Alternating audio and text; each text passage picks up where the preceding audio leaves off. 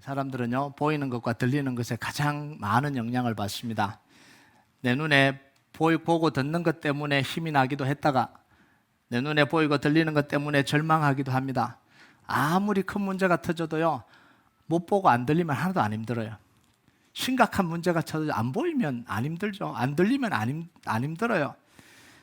그런데 일이 잘 되어가는 것처럼 보일 때 보이잖아요. 그러면 세상을 다 얻은 것처럼 자만심을 가지고 교만해지고 힘이 나요. 봤으니까. 그러다가 상황이 좀 힘든 것처럼 보이고 안 좋은 이야기가 들리면 또 세상을 다 잃어버린 것처럼 또 절망합니다. 이게 사람이에요. 자, 그럼 우리는요, 이걸 깨달아야 돼요. 사탄은 우리를 뭘로 속일까요? 이런 우리이기 때문에 보는 것과 듣는 걸로 속이는 거예요. 여러분, 뱀이 하와에게 접근해서 속삭이잖아요. 속삭여서 뭐예요? 선악과를 바라보는 관점을 바꿔버렸습니다. 하나님의 축복과 하나님의 약속이 있고 하나님의 명령이 실행되기 위해서 그 선악과의 약속은 지켜져야 되고 보호되어야 되는데 뭘로 바꿔버렸어요? 먹음직도 하고 부함직도 하고 지혜롭게 할 만큼 탐스럽게 보도록 만들어버린 거예요. 그러니까 어떻게 돼요? 결국은 하나님의 명령을 어기고 다 먹어버린 거죠. 생각이 바뀌어버린 거죠. 보는 게 바뀌어버린 거죠. 여러분, 그래서요, 하나님은 눈에 보이는 걸 사랑하지 말라 이렇게 이야기합니다. 그리고 또 한마디 더 붙입니다. 눈에 보이는 건 하나님으로부터 온 게 아니다 이렇게 이야기를 해요. 요한일서 2장 16절 한번 볼까요? 같이 읽겠습니다. 시작. 이는 세상에 있는 모든 것이 육신의 정욕과 안목의 정욕과 이생의 자랑이니 다 아버지께로부터 온 것이 아니요 세상으로 온 것이라 이렇게 이야기해요. 좋은 거 보지 말라는 이야기예요? 좋은 소리 듣지 말라는 이야기예요? 아니요, 분별하라는 이야기입니다. 이 말은 우리에게 육신으로 눈으로 보는 눈 외에 다른 눈이 필요하다라는 이야기를 지금 하고 있는 거예요. 그게 전부가 아니라는 거예요. 즐기기도 해야죠. 좋은 걸 봐야죠. 좋은 걸 누려야죠. 그런데 그게 전부가 아니라는 거예요. 그것 자체가 하나님이 주신 게 아니라는 거예요. 그것 자체가 말이 좀 설명이 좀 필요하긴 한데요. 그게 자체가 하나님의 뜻이 아니라는 거예요. 좋아지면 하나님의 뜻, 안 좋아지면 하나님의 뜻이 아니고 이런 게 아니라는 거예요. 하나님이 보여주시는 눈으로 보는 관점이 필요하다 이런 이야기예요. 여러분, 열왕기하 6장에 보면 이스라엘의 적이었던 이 아람 나라가 엘리사 때문에 계속 전쟁을 하는데 지거든요. 엘리사가 기도하면 매복한 거 보여주고 쳐들어온다고 왕에게 이야기해주고 이러니까 이제 화가 난 거예요. 그래서 명령이 내렸는데 엘리사를 잡아오라 이렇게 된 거죠. 그러니까 아람 군대를 밤새도록 기습작전을 벌여서 엘리사가 있던 도단성을 포위해버립니다. 나갈 곳이 없잖아요. 이 뭐 한두 명 보내서 잡아오는 것도 아니고 성 자체를 이 군대가 포위해버렸으니까 빠져나갈 길이 없는 거예요. 밤새도록 그 일이 일어났잖아요. 아침에 엘리사의 종이 일어나 보고는 겁에 질려서 큰일 났다고 이제 엘리사에게 이야기한 거예요. 우리 다 죽었습니다. 이제 선생님, 우리 다 죽었습니다. 빠져나갈 길이 없습니다. 도망갈 길이 없습니다. 어떻게 하면 좋습니까? 그러니까 엘리사가 그 자기 종에게 이렇게 이야기합니다. 걱정하지 마라. 우리와 함께한 자가 그들과 함께한 자보다 많다. 이게 어떻게 가능하냐고요. 적들이 와서 성을 둘러싸고 이제 죽이려고 그러는데 총은 없네요. 칼과 창으로 죽이려고 그러는데 이게 어떻게 가냐. 두려워하지 말라. 그들과 함께한 자보다 우리와 함께한 자가 더 많다. 뭘 본 거예요 도대체? 여러분, 열왕기하 6장 16절 17절 한번 볼까요? 같이 읽겠습니다. 시작. 대답하되 두려워하지 말라. 우리와 함께한 자가 그들과 함께한 자보다 많으니라 하고 기도하여 이르되 여호와여 원하건대 그의 눈을 열어서 보게 하옵소서 하니 여호와께서 그 청년의 눈을 여심해 그가 보니 불말과 불병거가 산에 가득하여 엘리사를 둘렀더라. 엘리사의 종이 육신의 눈으로 보니까 도단성을 포위하고 있는 아람 군대밖에 안 보인 거예요. 그럼 죽은 거죠. 그거밖에 안 보이니까 죽은 거죠. 그런데 하나님이 눈을 열어주시니까 하나님이 보내신 불말과 불병거가 그 아람 군대를 다 포위하고 엘리사를 지키고 있는 모습이 보이는 거예요. 그러니까 안심하잖아요. 여러분, 우리는요 자꾸만 속는 이유가 뭐냐면 육신의 눈으로만 보니까 그런 거예요. 문제만 보거든요. 상황만 보거든요. 사람만 보는 거예요. 그러니까 염려하고 걱정하고 절망합니다. 보이는 게 그거밖에 없으니까. 그런데 그 문제와 상황 속에서 계신 하나님은 못 보는 거예요. 그 문제와 상황 속에 역사하신 하나님은 못 보는 거예요. 그 사건과 사람의 배후에 역사하는 이 사단의 역사를 못 보는 거예요. 그래서 속는 거예요. 그래서 싸우는 거예요. 그래서 분노를 그 사람한테 다 쏟아부고 관계 다 깨버리고 하나님의 일을 못 이루어가는 거예요. 봐야 되는 거예요. 하나님의 역사하심을 봐야 되고요, 배후의 역사는 사단의 역사를 봐야 되는 거예요. 저 사람이 나한테 지금 찾아와서 왜 저 이야기를 하는지를 알아야 되는 거예요. 알면 참아지거든요. 알면 이기려고 해지는 거예요. 근데 모르면 속아요. 모르면 속는다고요. 그래서 알아야 돼요. 저 사람이 지금 왜 저 이야기를 나한테 하는지, 왜 이 사건이 나를 지금 괴롭히고 있는지 알아야 되는 거죠. 눈이 떠여져야 된다는 이야기예요. 여러분, 그런데 하나님이 보여주시는 눈이 언제 열리냐면 그냥 열리지 않습니다. 기도할 때 열리는 거예요. 자, 그런데 여기서 이제 우리가 좀 봐야 되는 게 뭐냐면, 자, 목사님, 저 기도해도 안 열리던데요. 아무리 기도해도 안 들리고, 아무리 기도해도 뭐 변화도 없고, 아무리 기도해도 화가 나고 막 이런데 어떻게 하면 좋습니까? 여러분, 기도라는 형식만 갖추면 주문을 외우듯이 비밀의 문이 이렇게 쫙 열리는 게 아닙니다. 이게 기도가 아니거든요. 하나님 어떻게 합니까? 도와주세요. 오케이, 예수님의 이름으로 기도합니다. 쫙 열려라 참게 하고 쫙 열려서 보여주면 얼마나 좋아요. 근데 기도가 그게 아니라니까요. 그러니까 기도해도 안 된다 그러고 기도를 할 생각도 하지 않고 그냥 출석도장 찍고 가는 이유가 뭐냐면 이 기도를 제대로 이해를 못하고 있기 때문에 그런 거예요. 여러분, 기도할 때 성령님이 역사하셔서 하나님의 마음을 알게 합니다. 기도하면 그 사건 속에서 하나님이 어떤 마음으로 지금 그 일을 이루시는지 그 마음을 알게 되는 거예요. 그래서 제가 늘 이야기하는 게 뭐냐면 신앙은 관계예요. 인격적인 관계입니다. 기도는 주문이 아니에요. 하나님과 인격적인 관계 속에서 하나님의 마음을 알아가는 거죠. 기도할 때 하나님의 계획을 보게 됩니다. 아, 하나님이 이래서 이렇게 하시는구나. 하나님의 말씀을 깨닫게 돼요. 기도할 때 하나님 말씀을 깨닫게 됩니다. 그래서 하나님을 아는 만큼 보이는 거예요. 하나님의 관계가 깊은 만큼 보이는 거예요.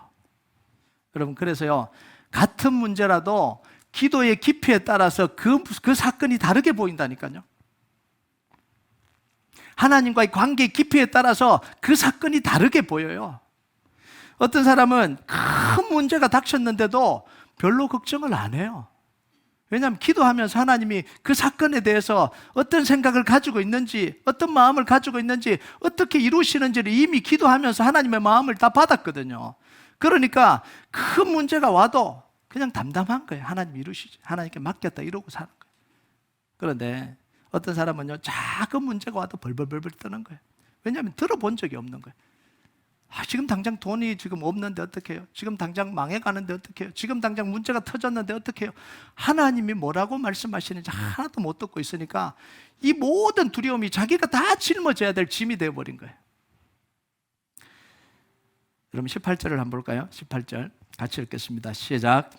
그때에 여호와께서 자기의 땅을 극진히 사랑하시어 그의 백성을 불쌍히 여기실 것이라. 자, 뭐라고 이야기냐면 그때에 여호와께서 자기 땅을 극진히 사랑하시고 자기 백성을 불쌍히 여기실 것이다, 이렇게 이야기합니다. 자, 그럼 그때가 언제냐는 거예요. 이때가 언제냐면 아합과 이세벨의 딸인 아달랴가 통치하면서 이 남왕국을 아달랴가 통치를 해버렸어요. 우상 숭배자인 아합과 이세벨의 딸, 이세벨은 이 아람 출신이잖아요.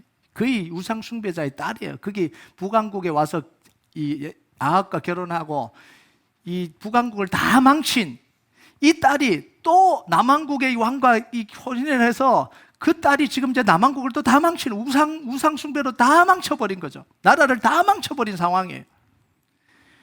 그런데다가 우상 숭배하니까 하나님 메뚜기를 보내갖고 나라 전체가 메뚜기 재앙으로 황폐해져 버렸습니다. 완전히 흉년을 들어버렸다는 거죠. 경제가 완전히 확 무너져 버렸다는 이야기입니다. 그것만 된 게 아니고 강대국이었던 아수르가 계속해서 공격해서 조공을 받아가고 뺏어가고 괴롭히고 지금 난리가 아닌 거죠. 그러니까 이스라엘 백성들 전체가 뭐냐면 절망에 빠져버렸습니다. 이 상황이 되니까 회복을 꿈꿀 수가 없는 거예요. 여러분, 조금 힘들어지면 사람들은 회복을 꿈꿔요. 그런데 너무 무너지면 회복을 못 꿈꾸잖아요. 꿈꿀 수가 없는 거예요. 이 상황이 이스라엘 백성들이 스스로는 회복을 꿈꿀 수 없는 상황 속으로 들어가 버렸어요. 자, 그런데 하나님이 이스라엘 백성들을 뭐예요?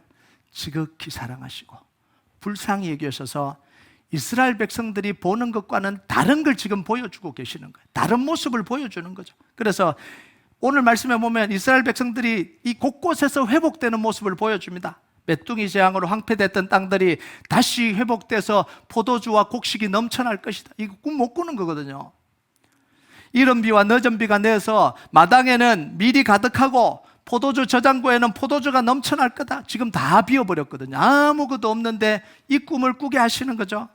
이스라엘 백성들을 괴롭히는 주변 나라가 다 물러가고 무너진 도시가 다시 건설되고 나라가 부강해질 것이다. 이렇게 이야기하면 아마 이스라엘 백성들이 뭔 소리 합니까? 이렇게 이야기할 겁니다. 지금 상황이 다 무너졌는데 이게 어떻게 가능하냐? 여러분, 우리 상황이 아무리 절망적이어도요, 하나님이 꿈꾸게 하시면 우리 인생에 새로운 일이 시작이 됩니다. 여러분, 하나님의 꿈과 소망은 언제 주시냐면 항상 우리가 꿈꿀 수 없을 때 주시는 거예요. 그러니까 미쳤다 그러는 거죠. 그러니까 비합리적이다 그런 거예요. 왜냐하면 꿈꿀 수 없는 상황 속에서 하나님 꿈꾸게 하시니까 이게 하나님의 역사예요. 여러분, 아브라함의 꿈 누구로부터 시작이 돼요? 자기가 꿈꾼 게 아니잖아요. 어느 날 갑자기 하나님이 아브라함을 찾아와서 본토 칠척 아비 집을 떠나 내가 지시할 땅으로 가라. 내가 복의 근원 되게 하겠다. 너를 대적하는 자를 내가 대적하고 너를 괴롭힌 자를 내가 괴롭히고 네가 복의 근원이 되게 하겠다. 그러니까 그때부터 아브라함이 꿈꾸기 시작하잖아요. 그러면서 말씀대로 가나안 땅으로 갑니다.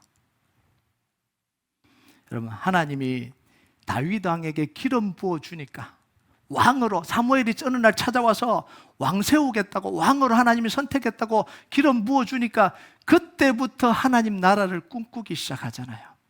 막내죠. 시골 이 베들레헴에 이 시골 땅에 막내고 목동이 양치고 있는데 왕을 어떻게 꿈을 꿉니까? 꿈 못 꾸죠. 그런데 하나님이 기름 부었기 시작하니까 그때부터 이 다윗의 마음 속에 하나님 나라를 위해서 살아야 되겠다는 이 꿈이 생기기 시작한 거죠. 여러분, 베드로에게요, 사람 살리고 영혼 구원하는 이 마음을 심으니까, 내 양을 먹이라는 그 꿈을 심으니까 이 베드로에게 속에 꿈꾸기 시작하잖아요. 내 평생을 들여서 하나님 나라 위해서 살아야 되겠다. 이 꿈이 속에서 이제 가슴 뛰기 시작한 거죠. 바울에게 하나님이 복음에 대한, 이방 나라 영혼에 대한 이 마음을 심어주시니까 바울이 꿈꾸기 시작하잖아요. 여러분, 이 꿈은 나로부터 시작이 되는 게 아닙니다. 나로부터 시작된 건 이건 벌써부터 야망이고요. 하나님이 꿈꾸게 하시는 것, 우리 가정을 향해서, 나 개인을 향해서, 우리의 기업을 향해서 하나님이 꿈꾸게 하시는 게 있어요. 이건요, 내가 그냥 하고 싶어서 되는 게 아닙니다. 속으로부터 하나님이 꿈꾸게 하시는 이 가슴 뛰는 꿈이 있어요. 이게 어떻게 가능하냐? 불가능한 상황 속에서 이게 어떻게 가능하냐? 27절을 한번 볼까요? 27절 같이 읽겠습니다. 시작. 그런즉 내가 이스라엘 가운데 있어 너희 하나님 여호와가 되고 다른 이가 없는 줄 너희가 알 것이라. 내 백성이 영원히 수치를 당하지 아니하리로다. 오늘 말씀의 핵심이 뭐냐면 이거예요. 내가 이스라엘 가운데 있어 너희의 하나님 여호와가 되고. 이스라엘이 무너진 이유가 뭐예요? 하나님을 자기 밖으로 몰아내버린 거죠. 언약을 버려버린 거죠. 여호와가 왕이 되지 못하게 만든 거예요. 그래서 하나님이 다시 왕이 되어주시겠다는 거예요. 하나님이 다시 살아계신 하나님이 되어주시겠다는 거예요. 왕으로 통치하시겠다는 겁니다. 주인으로 통치하시겠다는 거예요. 여러분, 하나님이 우리 인생의 완전한 주인, 완전한 통치자가 되지 않으면 하나님의 역사가 안 일어나요. 일어날 수가 없습니다. 왜냐하면 우리에게는 아무리 꿈을 꿔도 그걸 이룰 능력이 없는데요. 우리에게는 능력이 없어서 지금 염려하는 거잖아요. 능력이 없어서 지금 걱정하고 포기하는 거잖아요. 그런데 그 상황에서 꿈꾸면 뭐합니까? 똑같은데 꿈꾸면 뭐하냐고요. 그런데 우리가 하나님이 우리의 주인으로 통치하는 가운데 하나님이 이루시겠다고 하나님이 말씀하시는 그 꿈은 하나님이 이루 가시는 거잖아요. 그러니까 우리가 꿈꿀 수가 있는 거예요. 하나님이 말씀하시는 순간 꿈꿀 수 있는 거예요. 상황이 어떻든 상관없이 하나님이 말씀을 주시고 하나님이 약속을 주시면 우리는 꿈꿀 수 있는 거예요. 여러분, 그럼 하나님이 주시는 이 궁극적인 꿈은 뭐냐는 거예요. 하나님 도대체 뭘 하시기를 원하시냐는 거예요. 그게 요엘서 2장 28절에서 29절이에요. 같이 한번 읽어볼까요? 시작. 그 후에 내가 내 영을 만민에게 부어주리니 너희 자녀들이 장래일을 말할 것이며 너희 늙은이는 꿈을 꾸며 너희 젊은이는 이상을 볼 것이며 그때 내가 또 내 영을 남종과 여종에게 부어줄 것이며. 하나님이 우리 안에 성령을 부어주시면 나타나는 현상이 뭐라고요? 꿈꾸기 시작한다는 거예요. 하나님 나라를 꿈꾸기 시작한다는 거예요. 자녀들이 장래일을 말하고 늙은이들이 꿈을 꾸고 젊은이들은 이상을 본다는 거죠. 이거 누구 꿈이에요? 내 꿈이 아니라 하나님의 꿈을 꾸게 된다는 거예요. 그런데 이 꿈은 헛된 공상이 아니에요. 하나님이 이루실 꿈입니다. 실현될 꿈이에요. 요엘서의 예언이 이루어진 게 사도행전 2장의 오순절 사건입니다. 하나님 이루시잖아요. 이 오순절 사건의 핵심이 뭐죠?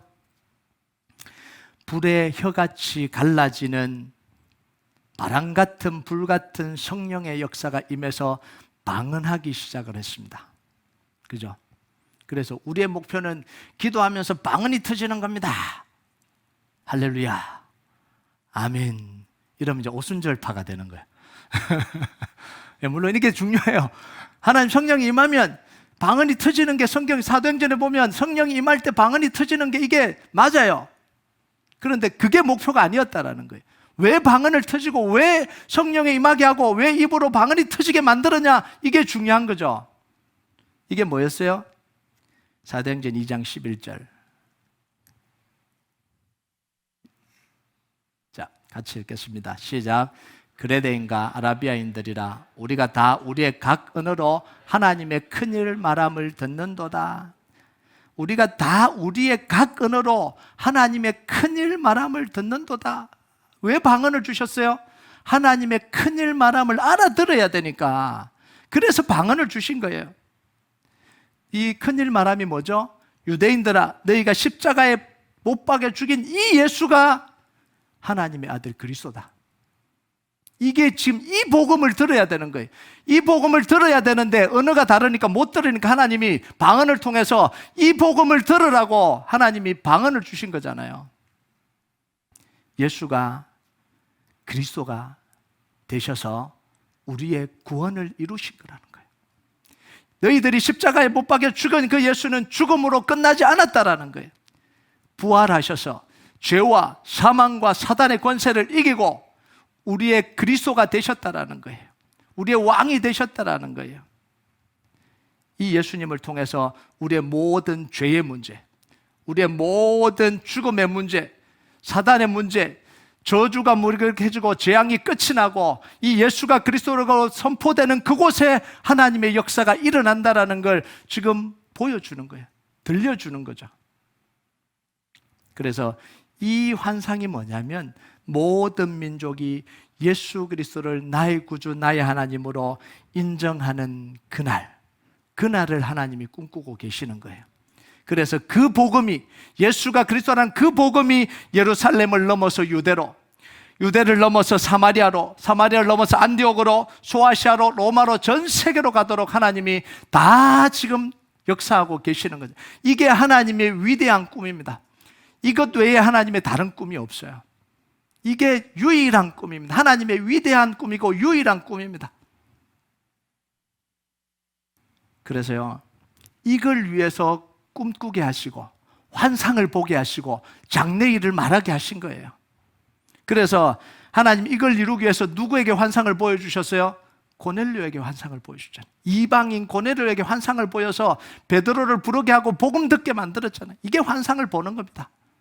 환상을 보고 어느 날 막 신비한 걸 봤다, 할렐루야 그러고 쫓아다니는 그런 거 하는 게 아니라 환상은 뭐냐면 이런 거예요.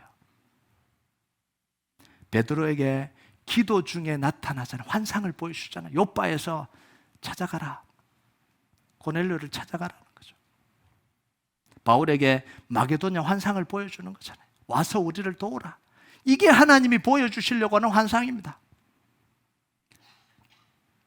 어느 날 환상을 보니까 하나님이 우리 집을 부자가 되게 해주신다. 할렐루야. 뭐 이런 거 보는 게 환상이 아니라는 거예요. 이걸 서울대에 합격하게 해주신다. 이런 게 환상이 아니라는 거예요. 여러분, 하나님이 우리에게 약속으로 주신 이사야 61장 여호수아 프로젝트가 바로 이런 거예요. 우리로 하여금 꿈꾸게 하시고 환상을 보게 하시고 기도할 때마다 하나님이 계속